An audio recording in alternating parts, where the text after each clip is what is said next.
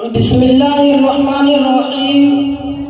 الحمد لله وكفى وسلام على عباده الذين اصطفى. أما بعد فقد قال النبي صلى الله عليه وسلم: ما تزوج امرأة لعزها لم يزد الله إلا ذلا، وما تزوجها لمالها لم يزد الله إلا فقرا، إلى آخر يوم كما قال عليه الصلاة والسلام.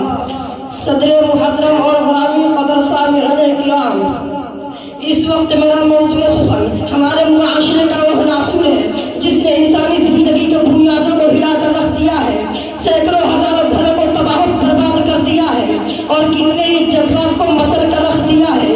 وہ بیماری ہے جسے آپ جہیز کے نام سے یاد کرتے ہیں.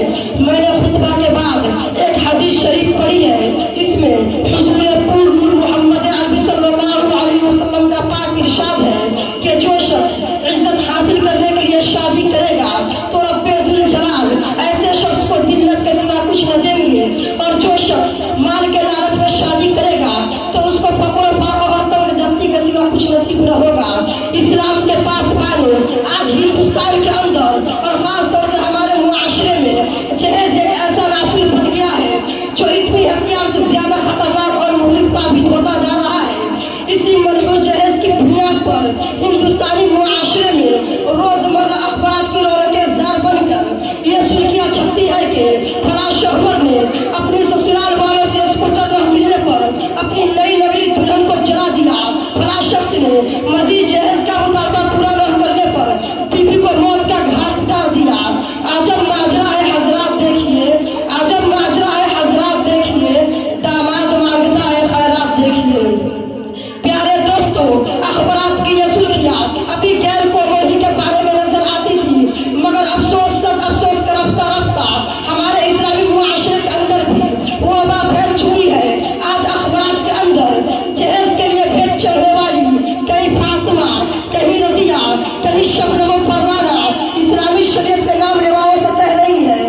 کاش آج ہمارے اسلامی شریعت کتابوں اور وعظوں کے بجائے عمل میں آ جاتی. پیارے دوستوں اور اسلام کے نوجوانوں، عورت رب ذوالجلال کی جانب سے عطا کردہ وہ حسین تحفہ ہے جس نے انسانی زندگی کو رونائی بخشی.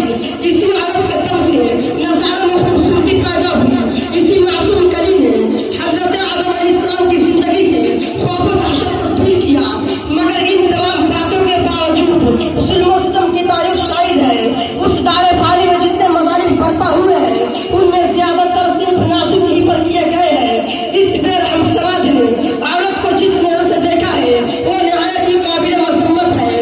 تاریخ عالم ان دردناک واقعات سے بھری پڑی ہے. کبھی حضرت مریم علیہ السلام کو دنیا والوں نے مرتب کر کے جنگلوں کے خاک چھاننے پر مجبور کیا، تو کبھی نمرود نے اپنے بیٹی کو ایمان لانے کی پاداش آگ میں ڈالا، تو کبھی عرب کے جاہل معاشرے نے لڑکیوں کی پیدائش کو اس قدر ملعون تصور کیا کہ ان کو پیدا ہوتے ہی زندہ درگور کر دیا جاتا تھا.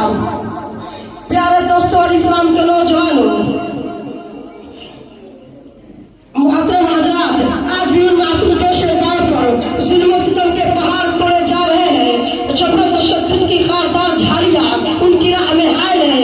آج بھی ان عورتوں کے ارمانوں کا خون کیا جا رہا ہے. غریب گھرانے کی بچیوں پر خدا کی زمین اپنی وحشت اور کسادگی کے باوجود تنگ ہو رہی ہے. ساری دنیا پر یہ بات روز روشن کی طرح آیا ہے کہ جس گھر میں لڑکی جوانی کی دہلیز پر قدم رکھتی ہے